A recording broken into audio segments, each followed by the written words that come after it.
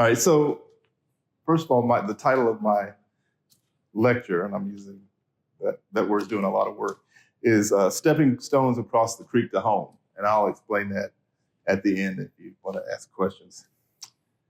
Oh boy, I came in here and practiced while y'all were having your non-meeting, but now having actual live people here, like, oh, this is scary.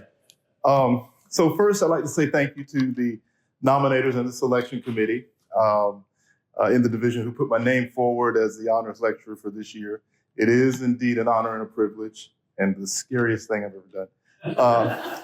And second, I do want to thank you for being here at this time on a Friday night when we should be making our way to Oakland to listen to jazz at Yoshi's and drinking Cuba Libras and mojitos or whatever color beer makes you happy. Or we should be in some dimly lit comedy club listening to some opening act who is not as funny as the person we really came to see. So I was, like I said, nervous about presenting tonight. I had requested the list of previous honors lecturers a few days ago. And on that list, I saw the names of people from the generation of Scholastic journalism advisors and scholars and others who served as mentors, whether they realized it or not, to me.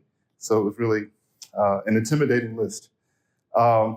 Then just a couple of days ago, I was speaking with the budget analyst in our college, who's kind of one of those frenemy administrators that you have, about this honor and my presentation and how I was nervous and what the hell I was going to lecture these folk about. I'm like, what do they want to hear?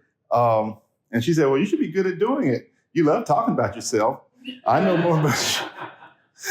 more about you than any of the other chairs in the college. I said, well, I've been here 12 years. She said, well, I know people who've been here longer than you, and I don't know anything about them.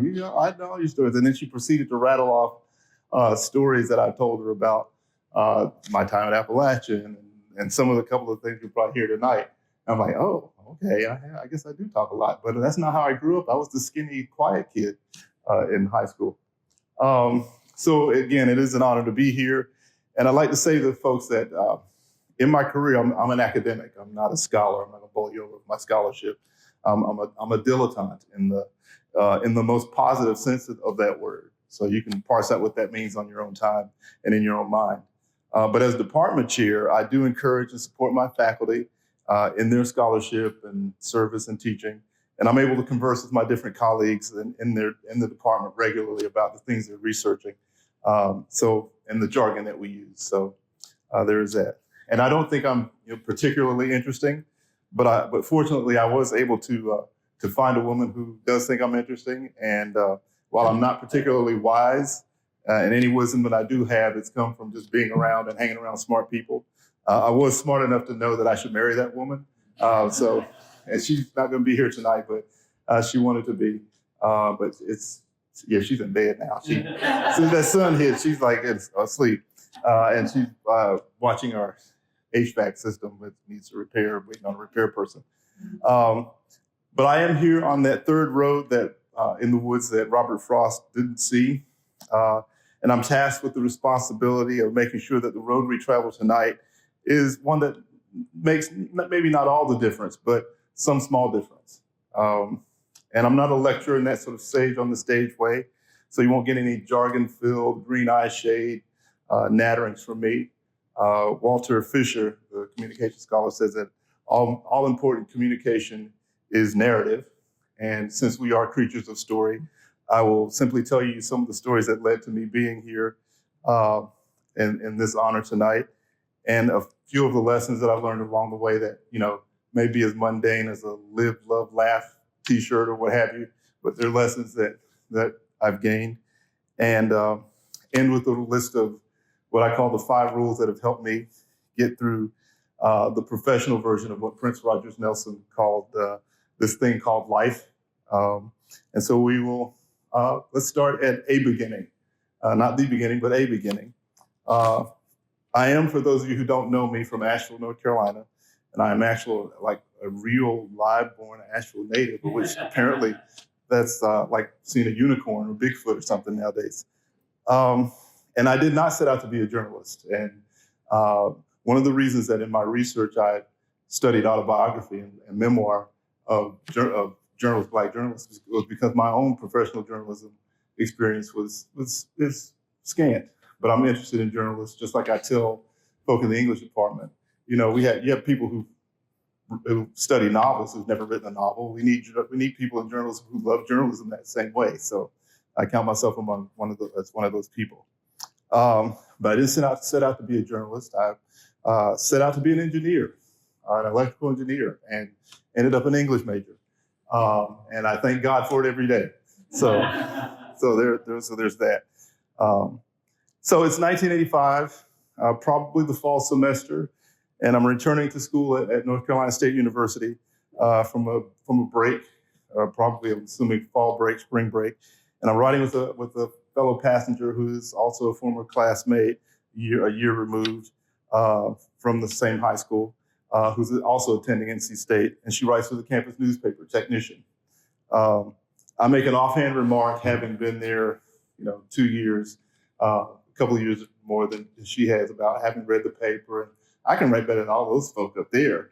And it was just sort of I wasn't thinking about the journalism. I was just thinking about writing. Like, I can write. I took honors English in college. I can write as well as those folks. And she mentioned that, well, I'm going to come get you next time we have a meeting. We're looking for reporters. I'm like, okay, whatever. Yeah, let's just get to campus. And not long after we get back, I get a knock on my dorm room door, and it's my friend who is actually in journalism now. I think she worked for the Plain Dealer when it was what it was. But she came and she said, come to this meeting. We're looking for new reporters. I'm like, well, I kind of stepped in it now, so I better go.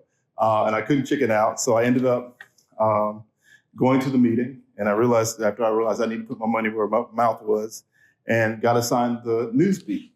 Got assigned a beat covering news the first time I got there. And those of did you, Monica, remember Dwayne Walls? He was I think he may have been gone by the time you get there. He was let's say an instructor at UNC in the J School of Carolina. And he was the advisor, kind of the writing advisor at NC State. He did that part-time. And he assigned me a beat, and I worked on it and wrote a couple of news stories. The next semester, I moved to the feature section, became assistant features editor. And then when my best friend became the editor-in-chief, I moved over to the sports section and was the sports columnist for football in the fall. And then I was the beat reporter for women's basketball. So I got to know Kay Yao very, very well. So one of two important Ks in my life, of course. So I moved there, and the lesson I learned from that experience is, always be a person of your word. If you say you're going to do something, you got to try to do it. And if I hadn't gone to that meeting, I wouldn't have met my best friend, and I wouldn't be the godfather to his twin kids who are both in college and doing really well and are so smart. And I'm like, I'm so embarrassed. I'm like, they're so much smarter than I was at their age. Oh. Do we have to move? Is this one of those motion detecting lights? I can still go on. All right. And so that was the experience from that particular, grew out of that 1985 experience. It's 1990, in April. I'm riding back again with one of my other best friends in life after having spent the Easter break in South Carolina with his parents' home. And we're talking about our plans for, what we're going to do the next year. And I believe he must have mentioned that he was getting married, because he did get married that year. And maybe he even told me that he was going to propose to his fiance at the time, who was our third roommate. And I, in a sort of a weird flex, as the students might say, said, you know what? I'm going to be a high school teacher 10 years to the month that I was a high school student, because our high school in Asheville at the time only had grades 10, 11, and 12. So it was an accomplishable thing. And I just said, I'm going to be a high school student. I'm going to be a high school teacher. 10 years of that, I didn't know I was going to end up at my high school, but I had taught in graduate school as a graduate assistant and liked it. And said, I had been a student so long because I went to school, changed my major, I had become a graduate student. I was just kind of burned out from school. I wanted to have bills on the car like everybody else who was going out into the world. And so in July of that year, I find myself sitting in front of it seemed like 100 different people. It's cool for me.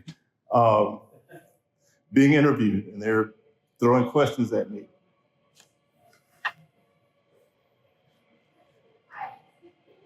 Because I came in here and practiced while we had the meeting, and it didn't go out at all. So, okay, so yeah, I left graduate program, went on took a leave of absence from the graduate program in NC State with the intention of coming back. I told them, I'm taking a leave of absence, but I'm coming back. I'm going to finish. I want to finish this degree. I'm not going to leave it unfinished.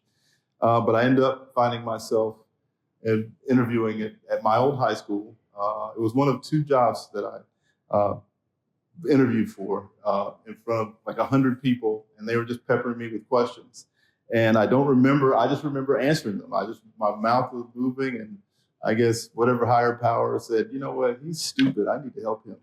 And I just answered every question. And one of the responses I do remember was that they asked me about extra duties. The principal, I believe, asked me about extra duties, and I wasn't an athlete, I was a band nerd, so I couldn't coach. Although coaches have come, having not participated in the sport. And I said, well, we have a student newspaper, I could run that, and didn't think anything else about it.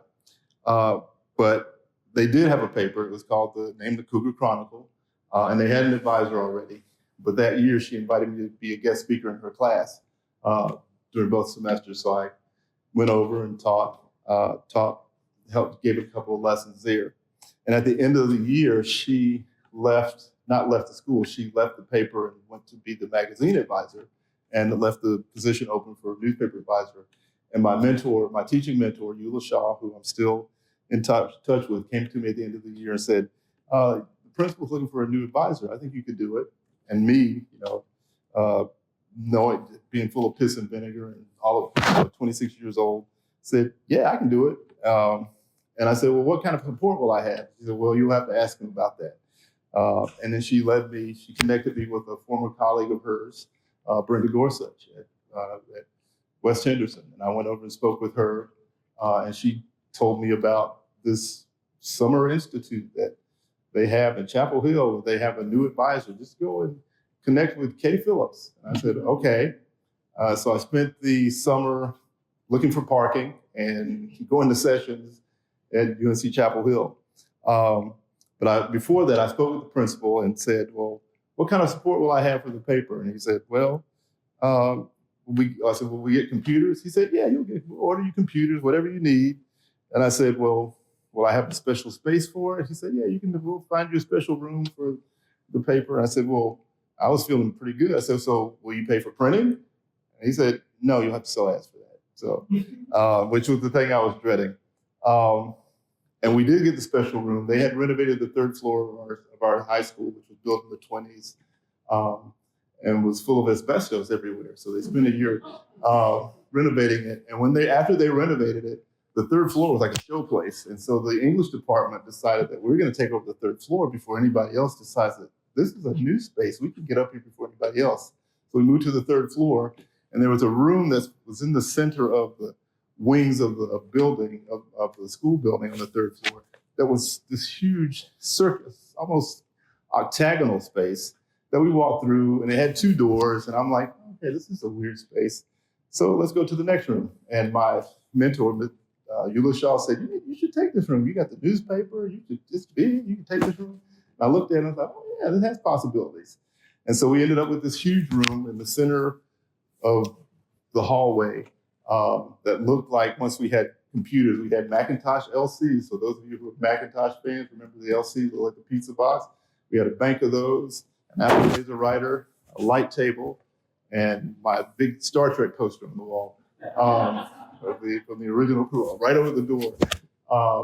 And we later filled it up with awards and photos and whatnot. But after I asked him if he would pay for printing, he said no. And I learned, okay, well, embrace the adventure. Don't get too greedy with stuff. and look for mentors. And so I learned to embrace the adventure of the job, which included that first year, coming back from the Summer Institute armed with my staff manual that we had developed as new advisors, and armed to the teeth with knowledge about typography. And one student registered for the newspaper class, so I had to go and record. So I had to hit the ground running. And the other adventures I learned to embrace were, and some of you have probably done this, taking students to conferences. We went to a conference the day after an ice storm had hit, because the students wanted to go, and me being all 20-something and being able to drive a van, we're going down the mountains to Clemson, South Carolina to go to Media Mania. It was me, the staff, and the exchange student that one of the staff members had who was staying with them. So we're driving down singing Ace of Base. I saw the sign. I remember Jessica Reed singing this, I saw the sign, on our way down there. Something I would not do. I think about it and I would not do that today. But it was one of those adventures, that and chasing down the parent of one of our advertisers who had signed a contract and hadn't paid, and probably still to this day hadn't paid for that ad. And he was the father of one of the staff members, which was very interesting. So that was part of the adventure. Also, the adventure included having a staff of 10, 7 of whom were male students who were seniors who were going to be graduating the next year. I had one female student who signed up for the course, and then one student serving as a teacher's aide, and then one kid we found in the library who was just looking for some sort of extracurricular purpose in life in the computer lab. And he became our computer person. And I kept in touch with him for a long time, and I still text him from time to time. But he became our computer person, and he was a freshman, and he became editor my last few years there. So that was my embracing of the adventure. It's June 1995. I'm walking backward across the field after graduation, looking at the school for the last time, because I had decided during that year that I was going to be leaving teaching high school and going back to finish the master's degree that I had started, because I wanted to finish it. And you have 6 years, and I had made that promise to myself and to the English department at NC State that I was coming back. I'm going to finish my master's degree. Of course, it was helped along by the fact that we had a budget crisis in the state at that time, and the school systems were paying for me to finish my teaching certification, because I went in as a lateral entry person, and they were paying for me to take the courses to get my certification, but then they stopped, and I'm paying on my own, and I realized, well, if I go back and finish my graduate degree, they're going to pay me to go back. So why am I just go finish your graduate degree? So that was part of it. And the other plan I had was to write the greatest American novel of the type that you write when you go back to a university graduate program and study creative writing. I was going to become a writer and teach creative writing. That was my plan. But that was also, ironically, my best year of teaching. The newspaper staff was outstanding. Although I forgot at the end of the year to submit their individual awards to the state contest. We submitted the section awards, but I forgot the individual awards. Although I think Kay Phillips did me a solid and let me at least get the section awards in after the deadline, but we forgot about the individual awards. But they did really well that year. It was a great staff, smart people. I had a student in my honors English class who made a perfect score on the SAT. And in the story where she was interviewed, she mentioned me in it, not by name, but she said, our English teacher gives us vocabulary words. And I stood all in that reflected glory. It reflected right on me. I was basking right in it.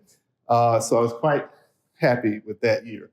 But I never did tell the staff that I was leaving until the end of the year because I didn't want the distraction. I had only told my mentor, my teaching mentor.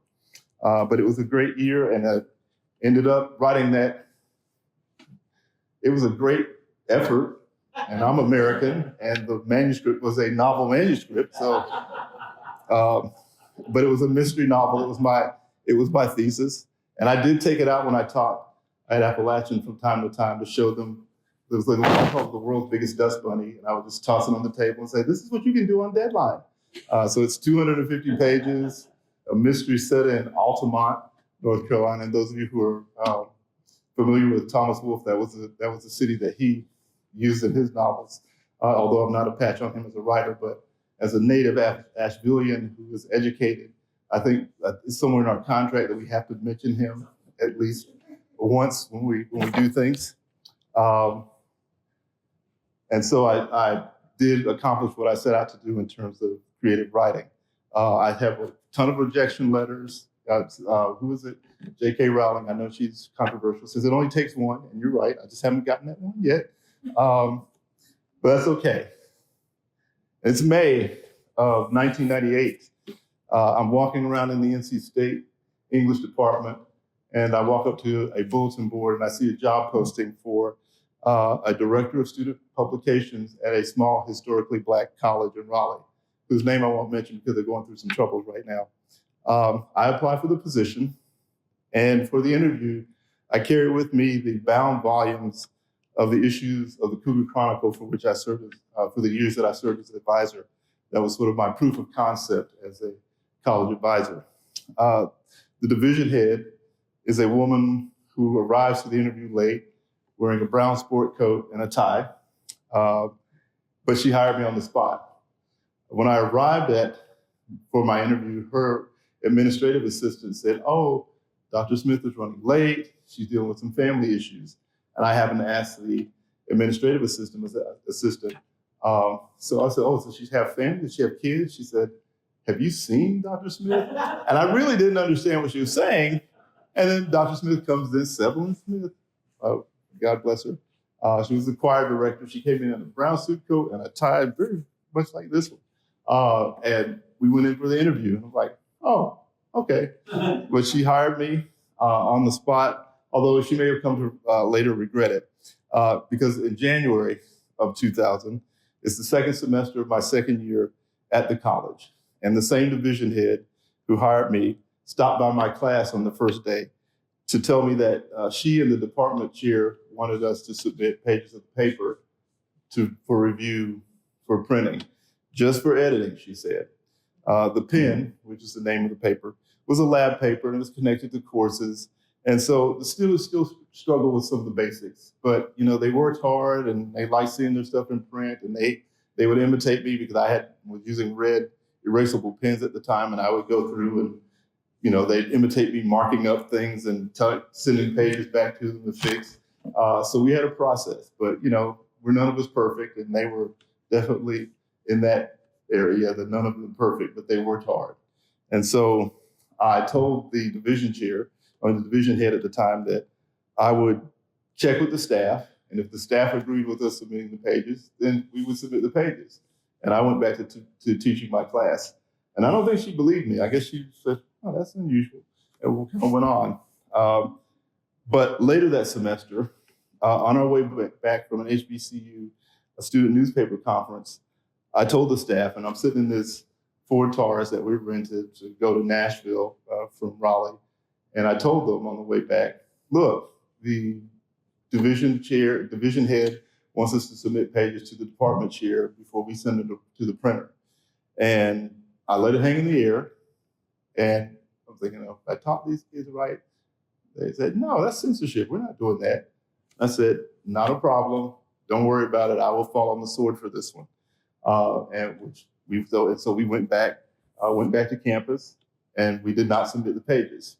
After our return, a couple of weeks later, I was summoned to a meeting with the department chair, the division head, and the provost.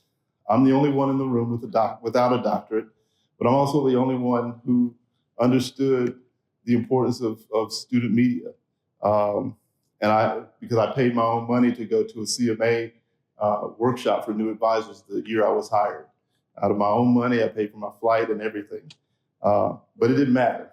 After I explained to them how the staff members believed that the review request was a form of censorship and that I agreed with them, I was relieved of my duties as advisor, which I started thinking about it. I was like, okay, no late nights. I don't have to pay to feed them. Oh, that's so horrible. Okay, well. And so I was also asked at the time not to tell the staff members about the meeting. And I was also told to tell them not to continue publishing the paper. Well, one, the staff members already knew about the meeting. And two, they had already had the budget meetings and completed the assignments for the final issue of the paper. So I couldn't stop them if I wanted to. And so I didn't say anything. When that final year's issue was distributed in spring of 2000, I got a call at home from the editor. And she said, Mr. Hall, they have collected issues of the paper, they're throwing them away. And I'm on the phone at the time with Kay Phillips, and I go off hold because, back in the day, you press the hold. And I said, this is what's happening. And she said, look, just go over there and when you deal with it, don't worry about it, because when these things happen, sometimes I think she said, administrators come to rue the day that they do that they've done that. I said, I went over to campus, I drove over to campus, I go to the newsroom and I see these dejected staff members. A couple of them are planning to graduate. They're worrying about graduating, thinking that, we're going to not graduate because of the paper. And it's one of those moments that as an advisor, you're like, ugh, but you're also like, ugh. And so let's go get our papers. And so we did. We walked to the president's office, and when we get to the president's office, her executive assistant has copies of the paper in the trash. And we're like, okay, just have her call me, because she wouldn't meet with us. I said, have her call me because I am going to call the local media and she's going to have to speak with them. And what happened was I contacted the beat reporter who covers St. Augustine's College, which I said I wasn't going to mention. And he called me and said, well, I tried to reach out to the president and she wouldn't speak to me. But then I told her that the story could either run tomorrow or it could run the day after. And the day after, I believe, was graduation. And he said when she realized the day after was graduation, she decided to talk to me. And she explained that, well, what she didn't like was this story about a kid who had gotten stabbed in his dorm, but it was a good story. It was a well-reported story. And it happened. And she didn't like the way it made the campus look, trademark, I guess. And so she confiscated the paper. I said, fine. That's what she did. But local media outlets picked up not only the story that ran in the local newspaper, the News and Observer, but broadcast stations. There was one of the TV news teams came on campus. So it became a much bigger issue. And then to top it all off, the article was published that offended her was published in the local Independent Weekly, which had a much, much, much larger circulation than our campus population. So the story got out. And then in the spring of 2001, a year after I had been relieved of my duties and exiled out of my position, I was asked to return as advisor, which I knew was going to happen because I predicted exactly what was going to happen. They would relieve me. They would give the paper to the PR person. The PR person is not going to be able to recruit staff because they don't know anything about running a student newspaper. And then they're going to come back to me, which is exactly what happened. They came back to me and said, look, I'd like to see you take over the paper again. We want you to work with the School of Business and work on advertising and all that stuff. And I agreed. But at the time, I had already applied to return to graduate school to pursue my doctorate. And so I was agreeing to it, and I'm making plans for this year. And it got to the point where it was like, you're going back to school. You need to quit dragging these folk around. And so in April of 2001, I submitted my letter of resignation from the staff and left St. Augustine's College.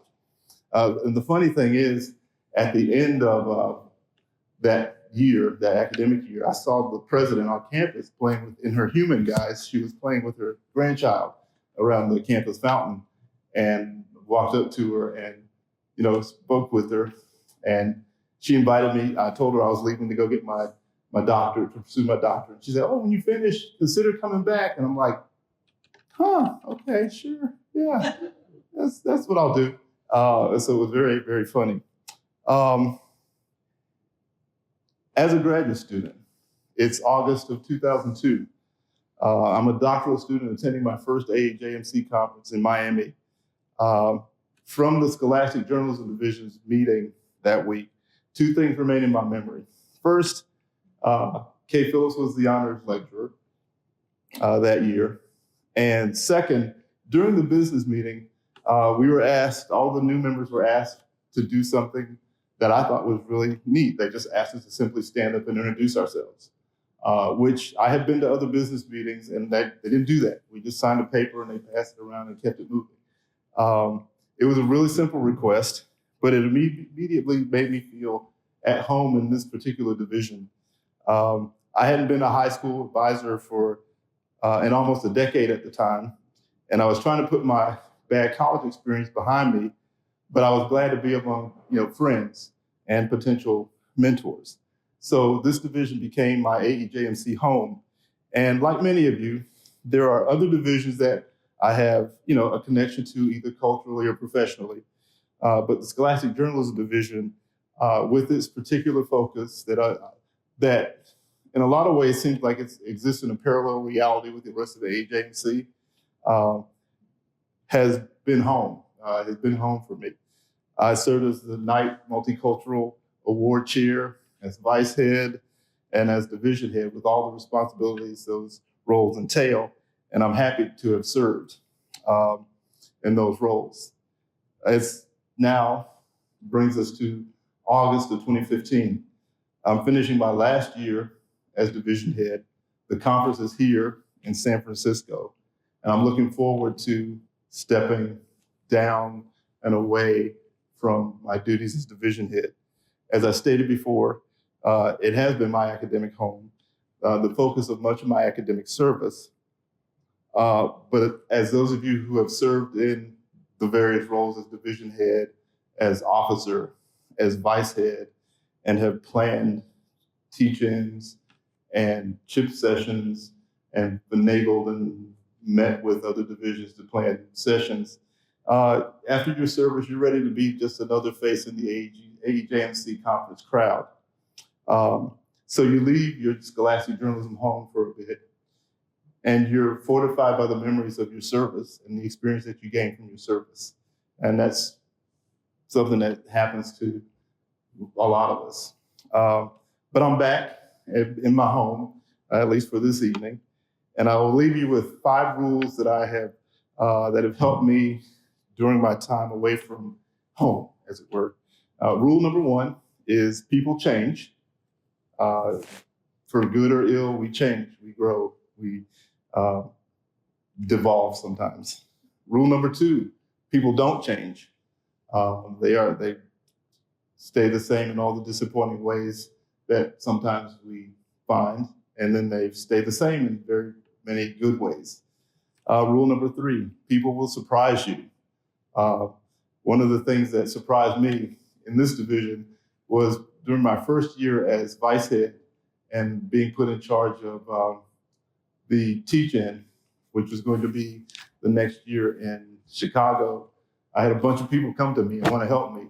And at the time, I felt some kind of way about it. I'm like, why are they running up to me? They don't think I can handle it. But you take the surprise and you run with it.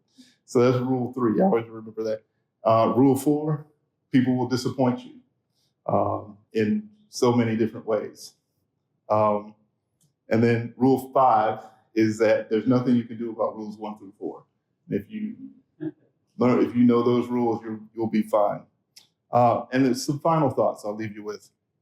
There have been discussions about the division changing its name, its mission, its focus, and that sort of thing. And to be honest, there have been discussions like that since about 2003 when I attended my second AEJMC conference in Kansas City. And Julie Dodd took a bunch of us new attendees into a room and said, you're in this committee called the Future of the Scholastic Journalism Division. And we're like, sure, okay. What does that mean? Line on the CV. And then while I was dealing with this file for my presentation and moving it over into the app, I noticed that there was a report from 2017 called The Future of the Scholastic Journalism Division. So the division has been fearless in its willingness to re-examine itself. And that's likely part of the evolutionary process for any academic organization. But we have been less fearless in our willingness to make a change. And perhaps there's a good reason for that. Because as long as there are schools and colleges and universities that have people who love journalism and love the teaching of it. There will be a need for those people to teach future generations of journalism curious folk, as I'll call them, about the people involved in creating whatever form journalism is, about the processes that's involved in the creation of that journalism, and about the product of that creation. So think about that. And those who teach journalism to its youngest practitioners give the next generation of students an understanding of how the craft of journalism connects us to each other. It exposes us, it explains us in all our sometimes horrible, sometimes hopeful aspects of humanity. But I only ask that anyone who's overseeing the charting of the division's future, just make sure that the division always feels like home. Thank you.